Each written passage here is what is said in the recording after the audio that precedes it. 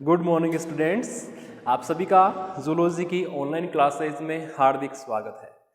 Previous class में अपन ने nucleic acid, आप यूनिट सेकंड में न्यूक्लिक एसिड टॉपिक स्टार्ट किया था, जिसमें अपन ने उसके बारे में डिटेल जान ली थी कि इसकी खोज किसने की, यह क्या काम करता है, इसकी ये नाम किसने प्रदान किया, कितने टाइप का होता है, उनकी फुल फॉर्म्स क्या है, इसके अलावा प्लांट वायरस में कौन सा आनुवंशिक पदार्थ होता है, और double standard DNA, single standard DNA, double standard RNA, single standard RNA, उनके एग्जाम्पल्स भी अपन ने समझे थे।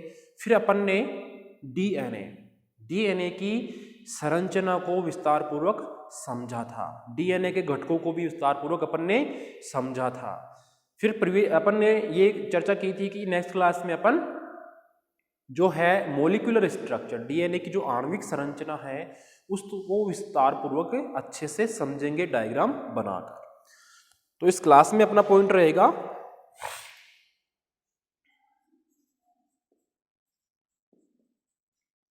आणविक संरचना, जिसे अपन बोलते हैं मॉलिक्यूलर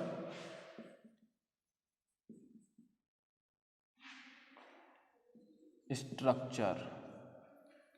किसकी? डीएनए की। इसकी तो पढ़ रहे हैं अपन, ठीक है। तो इसकी आणविक संरचना को वॉटसन और क्रिक उन्होंने समझा है सबसे पहले, तो उन्हीं का नाम लेंगे अपन कि वॉटसन और क्रिक ने इसकी डीएनए की आणविक संरचना या मॉलिक्यूलर स्ट्रक्चर को समझाने के लिए या समझाकर यह बताया कि यह पॉलीन्यूक्लियोटाइड, दो पॉलीन्यूक्लियोटाइड चेन्स से मिलकर बनी हुई एक स्पाइरल या सर्पिलाकार सीडी नुमा संरचना होती है। क्या बताया? वॉटसन एंड क्रिक ने बताया कि यह टू पॉलीन्यूक्लियोटाइड चेन से मिलकर बनी एक सीडी नुमा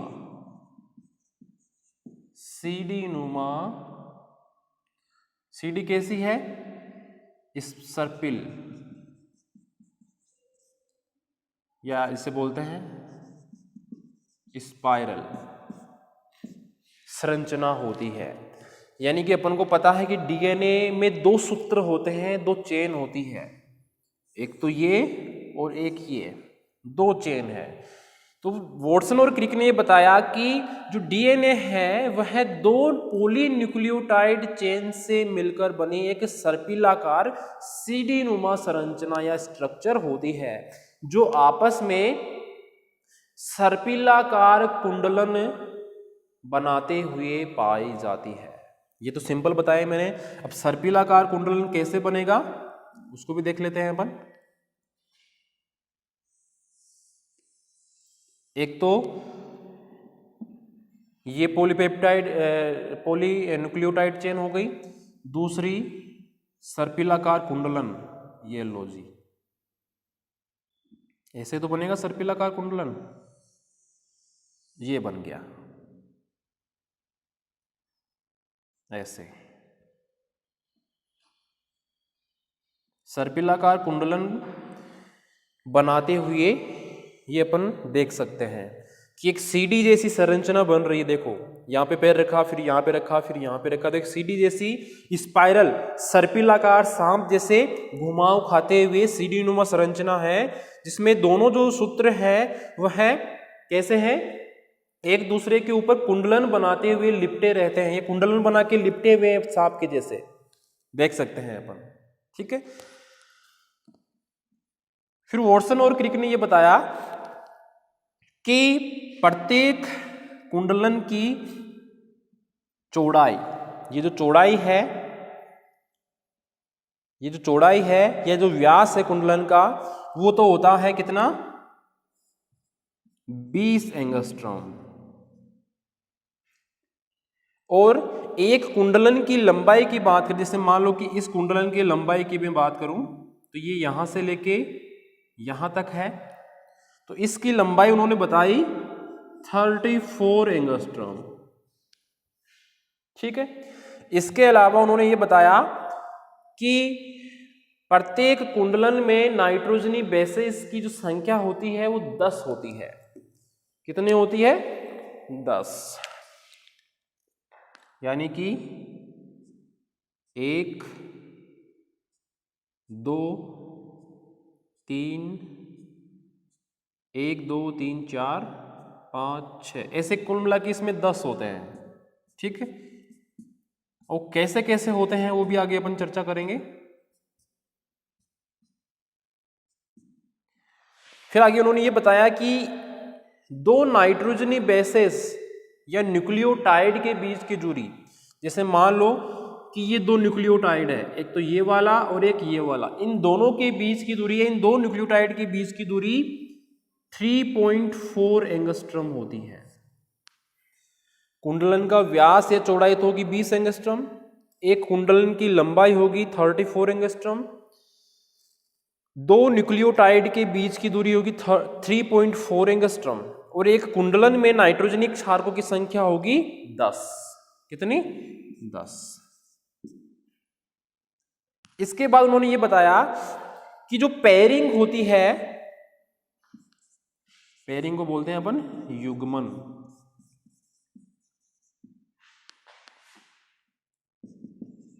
पेयरिंग वो हमेशा एक प्यूरिन और एक पिरिमिडीन के मध्य होती है, या एक पिरिमिडीन या एक प्यूरिन के मध्य होती है। प्यूरिन और एक पिरिमिडीन के मध्य होती है। यानी कि प्यूरिन में अगर अपन एडिनिन की बात करें तो यह डबल बॉन्ड बनाते हुए थाइमिन के साथ पेयरिंग करेगा। अगर अपन एक पिरिमिडीन में गुआनिन की बात साइटोसिन की बात करें तो यह ट्रिपल हाइड्रोजन बॉन्ड बनाते हुए गुआनिन के साथ पाया जाएगा। तो ये चीज स्पेशली अपन को ध्यान रखनी है कि पेयरिंग हमेशा एक प्यूरिन और पिरिमिडीन के मध्य होती है, या एक पिरिमिडीन या एक प्यूरिन के मध्य होती है। प्यूरिन में मैंने एग्जांपल लिया कि एडिनिन, इसमें कौन कौन से थे इसके प्रकार, एक तो एडिनिन था और एक गुआनिन था। इसमें पिरिमिडीन में थाइमिन और साइटोसिन। ठीक है, तो यहाँ पे प्यूरिन किसके साथ करेगा? एक पिरिमिडीन के साथ। तो प्यूरिन जो है, प्यूरिन का जो एडिनिन है वो हमेशा पिरिमिडीन के थाइमिन के साथ दो हाइड्रोजन बॉन्ड बनाते हुए पेयरिंग करता है, जैसा कि यहाँ पे मैंने आपके सामने बताया है ऐसे। और एक पिरिमिडीन के साइटोसिन की बात करें तो यह हमेशा प्यूरिन के गुआनिन के साथ ट्रिपल बॉन्ड बनाते हुए पाया जाता है। तो ये अपन इस सर्पिलाकार संरचना में प्रदर्शित करेंगे। जैसे एडिनिन किसके साथ, इधर एडिनिन ले लिया, इधर थाइमिन ले लिया, इधर साइटोसिन ले लिया, इधर गुआनिन ले लिया, इधर थाइमिन ले लिया। तो इसके साथ डबल बॉन्ड बनाते हुए किसके साथ? थाइमिन के साथ मिलेगा। ये डबल बॉन्ड बनाते हुए एडिनिन के साथ, ये ट्रिपल बॉन्ड बनाते हुए गुआनिन के साथ, ये ट्रिपल बॉन्ड बनाते हुए साइटोसिन के साथ, ये डबल बॉन्ड बनाते हुए एडिनिन के साथ। ऐसे सीक्वेंस से प्रत्येक कुंडलन में कम से कम 10 न्यूक्लियोटाइड नाइट्रोजनी बेसेस होते हैं। यानी कि एक जो कुंडलन है इसमें वॉटसन और क्रिक ने कितने बताए नाइट्रोजनी क्षारक? कम से कम 10 क्षारक होते हैं, जो यहाँ पे मैंने लिखे हैं। तो ये एक वॉटसन और क्रिक द्वारा सुझाई गई डीएनए की मॉलिक्यूलर स्ट्रक्चर है। इसी को अगर अपन और आवर्धित करके देखें माइक्रोस्कोप में तो कैसी दिखाई देगी अपन को, उसका डायग्राम भी बना लेते हैं अपन। इतना समझ में आ गया होगा आपके? कोई नई अपने लिए कोई नया पॉइंट नहीं है, ये पहले पढ़ा हुआ है। तो मुख्य घटक कौन कौन से थे इसके? पेंटोस शुगर, नाइट्रोजनी बेसेस और फॉस्फेट ग्रुप। यही थे।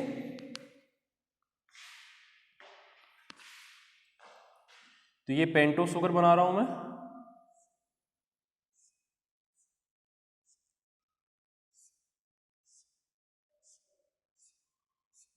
ये पेंटो शुगर।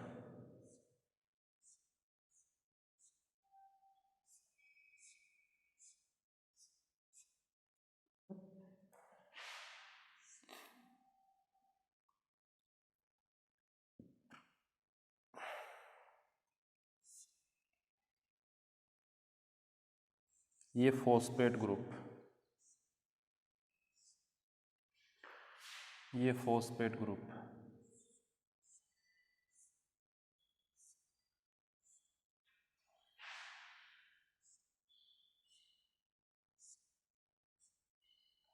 शुगर को एस से शो कर रहा हूं मैं, फॉस्फेट ग्रुप को पी से, और बीच में आ जाएंगे कौन, नाइट्रोजनिक क्षारक। जैसे यहाँ पे थाइमीन है, तो ये यहाँ पे जैसे मान लो गुआनिन है, तो थाइमीन डबल बॉन्ड या 2 हाइड्रोजन बॉन्ड बनाते हुए, ये ट्रिपल बॉन्ड बनाते हुए, ये तो एडेनिन के साथ, और गुआनिन किसके साथ, साइटोसिन के साथ पाया जाता है। ये 3 डेज एंड ये 5 डेज, ये 5 डेज और ये 3 डेज। तो ये अपन ने एक डीएनए की अधिक आवर्धित आणविक संरचना बनाई है, जिसमें अपन देख सकते हैं कि ये पेंटो शुगर एक फॉस्फेट ग्रुप के साथ मिलकर नाइट्रोजनी बेसेस द्वारा दूसरे अपने स्ट्रैंड से जुड़ी हुई है, जिसमें ये वाला भाग का, जैसे ये वाला भाग एक पॉलीन्यूक्लियोटाइड चेन है ये वाली, इसके जस्ट सामने वाली ये दूसरी पॉलीन्यूक्लियोटाइड चेन है। ये एक दूसरे की पूरक होती है, कॉम्प्लीमेंट्री होती है या साझे का काम करती है। तो ये एक पॉलीन्यूक्लियोटाइड चेन हो गई, ये दूसरी पॉलीन्यूक्लियोटाइड चेन हो गई। तो ये दोनों जो चेन्स है यह स्पाइरल या सर्पिलाकार सीडी के नुमा संरचना बनाते हुए पाई जाती है। और इनमें जो कुंडलन होता है वो दक्षिणावर्त कुंडलन होता है, right handed, right handed coiling,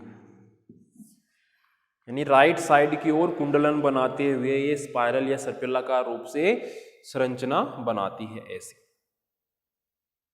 clearly समझ में आ गया होगा? ठीक है, तो ये थी मॉलिक्यूलर स्ट्रक्चर डीएनए की। क्लियर है? अब अपन बात करेंगे डीएनए के प्रारूपों की, कि डीएनए कितने प्रकार के होते हैं। पहले भी शायद आपने पढ़े होंगे, लेकिन आपके इस सिलेबस में, बीएससी फर्स्ट ईयर के जूलॉजी के सिलेबस में, सेल बायोलॉजी में डीएनए के प्रारूपों या डीएनए के प्रकार के बारे में भी दिया हुआ है, तो उसके ऊपर चर्चा करेंगे। इतना अपने क्लियर हो चुका है।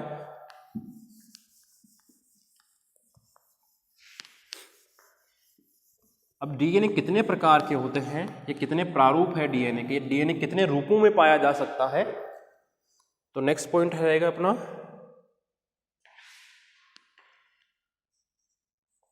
डीएनए के प्रारूप, इसे अपन बोल सकते हैं फॉर्म्स ऑफ डीएनए। यह है अपना next point. Molecular structure complete हो चुकी है।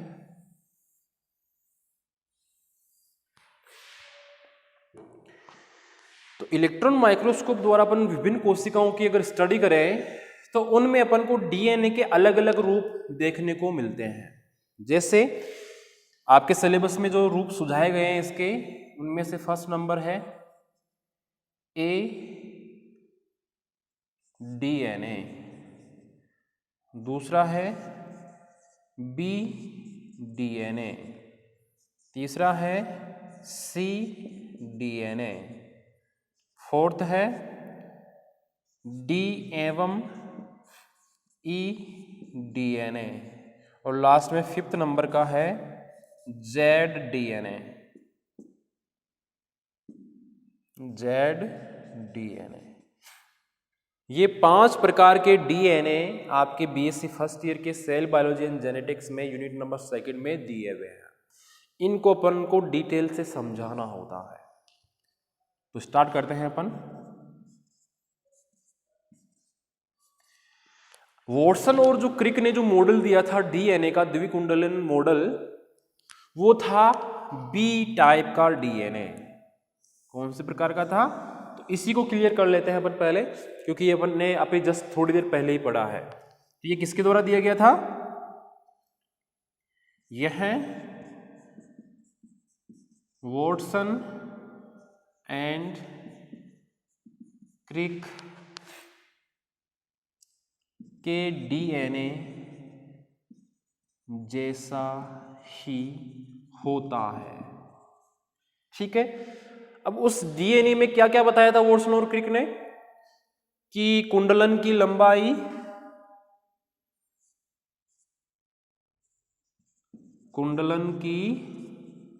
लंबाई कितनी बताई थी? 34 एंगस्ट्रॉम।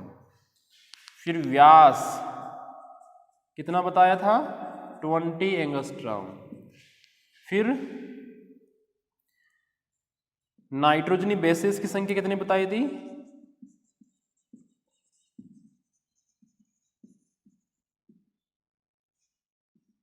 नाइट्रोजनी बेस की संख्या इन्हें बताई थी 10। और यह राइट हैंडेड यानी दाहिनी ओर घुमाव वाला डीएनए होता है, यह भी बताया था इन्होंने। राइट हैंडेड कॉइलिंग वाला डीएनए। तो ये जो वॉटसन और क्रिक ने जो मॉडल दिया था वो एक प्रकार का बी डीएनए ही था।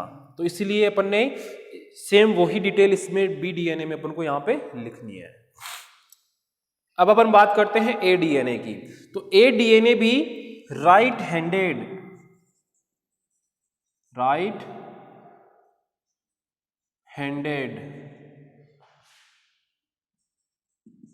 कोइलिंग वाला डीएनए होता है, यानी यह भी बी डीएनए की जैसे दाहिनी ओर घुमाव वाला डीएनए होता है। इसके अलावा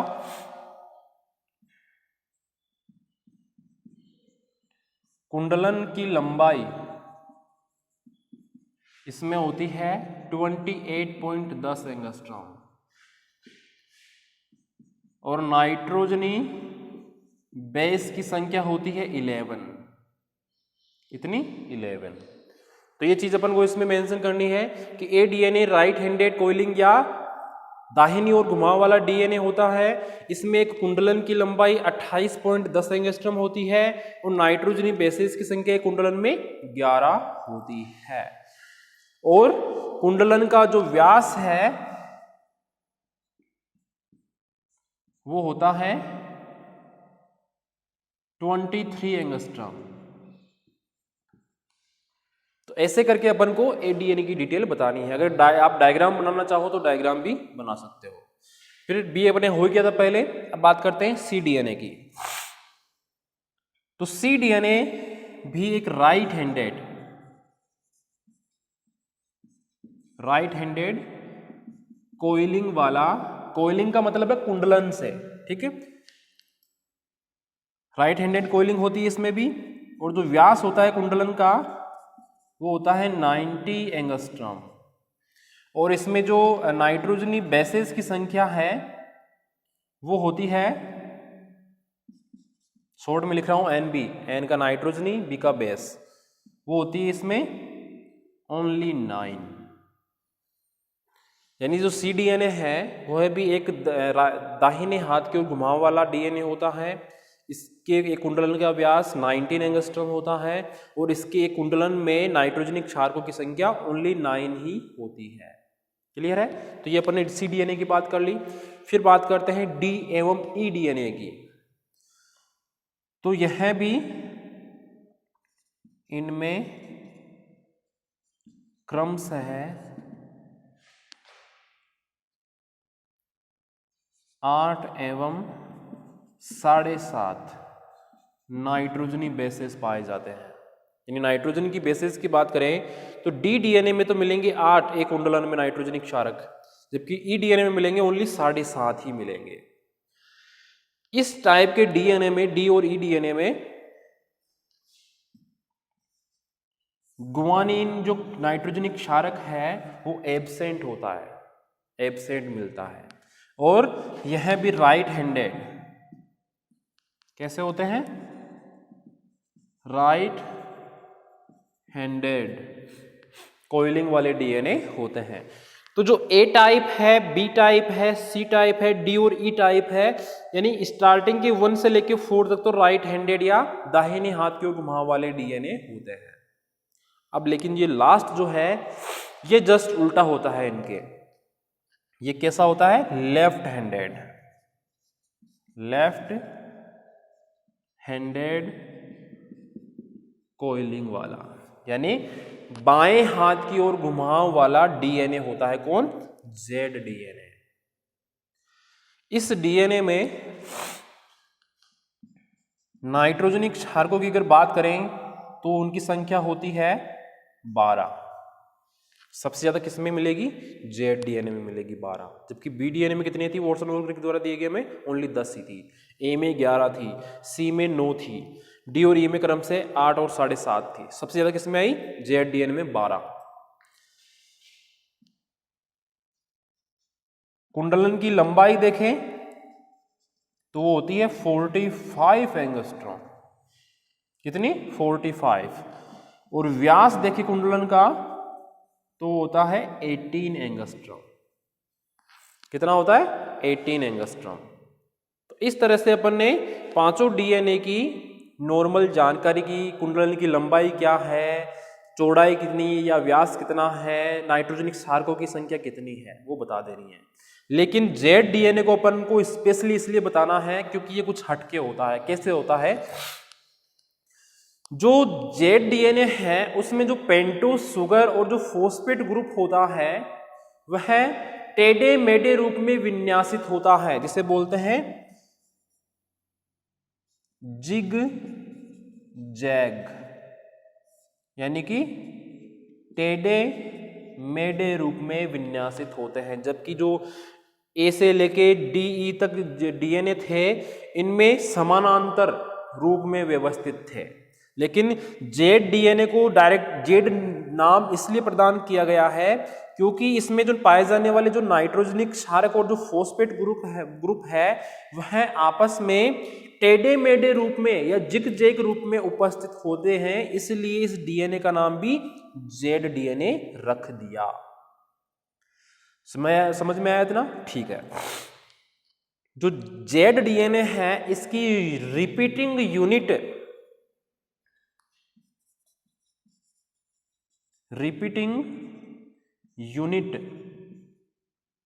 यानी कि पुनरावृत्ति की जो इकाई होती है वो डाई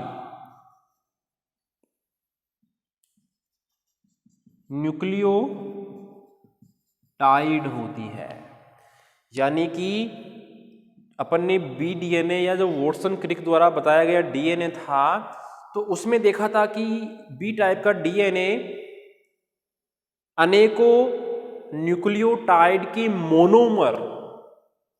मोनोमर यानी कि एकलक से मिलकर बना हुआ पॉलीमर था। जबकि ये जो जेड डीएनए है यह न्यूक्लियोटाइड मोनोमर से नहीं डाई न्यूक्लियोटाइड से मिलकर बना है, यानी कि 2 न्यूक्लियोटाइड चेन्स इसमें मिलकर एक पॉलीमर जेड डीएनए की संरचना बनाती है। तो वहां पे मैंने इसलिए उस बात पे जोर दिया था कि जो वॉटसन और क्रिक ने मुझे मॉडल बताया था उसमें ये जेड डीएनए है, जो प्रत्येक डीएनए मॉलिक्यूल है वह अनेकों न्यूक्लियोटाइड मोनोमर, वहां पे मैंने मोनोमर लिखा था लेकिन यहां पे मैं बता रहा हूं डाई का मतलब 2 न्यूक्लियोटाइड, यानी अपन बोलना चाहे कि जेड डीएनए अनेकों डाई न्यूक्लियोटाइड चेन से मिलकर बना एक पॉलीमर होता है जो जिग जैग रूप में उपस्थित होता है, टेढ़े मेढ़े रूप में उपस्थित होता है, इसीलिए इसका नाम जेड डीएनए रख दिया है। ठीक है, तो अपन डायग्राम भी बनाकर इसको आसानी से समझा सकते हैं। कैसे, इतना समझ में आ गया आपको? कई बार आपको BDNA और ZDNA में अंतर भी पूछ लिया जाता है। अंतर आपके सामने लिखा हुआ है, ये रहा, ये राइट हैंडेड है, ये लेफ्ट हैंडेड है। इसमें कोइलिंग की चौड़ाई, लंबाई, नाइट्रोजनिक क्षारकों की संख्या अलग है, इसमें अलग है। तो इन आधार पर अपन एक टेबल बनाकर BDNA और ZDNA में आसानी से अंतर भी बता सकते हैं। इतना समझ में आया? ठीक है। इसका एक बड़ा क्वेश्चन भी आ सकता है आपके कि DNA के विभिन्न प्रारूपों को चित्रों की सहायता से समझाइए। तो अपन डायग्राम आसानी से बना सकते हैं, कोई दिक्कत नहीं है। अब बनाएंगे अपन BDNA और ZDNA के डायग्राम। BDNA का अपन ने बनाया था, ZDNA का और बना लेते हैं, और दोनों में अंतर भी एक बार रिपीट कर लेते हैं ताकि अपने ये पॉइंट क्लियर हो जाए। ठीक है,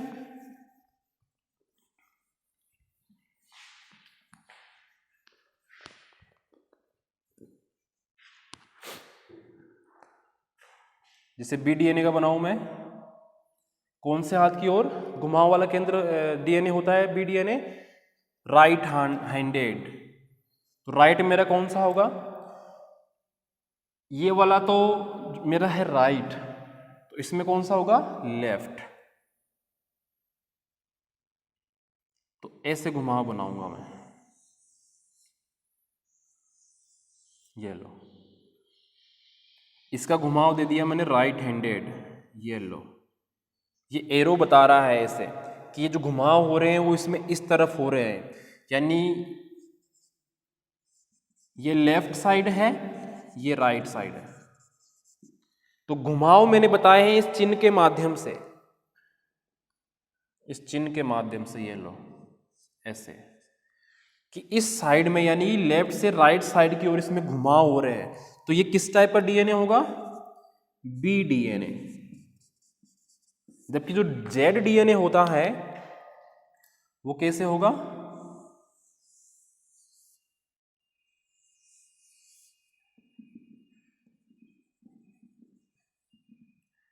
इसी चिन्ह को मैं घुमा दूं ऐसे, ऐसे।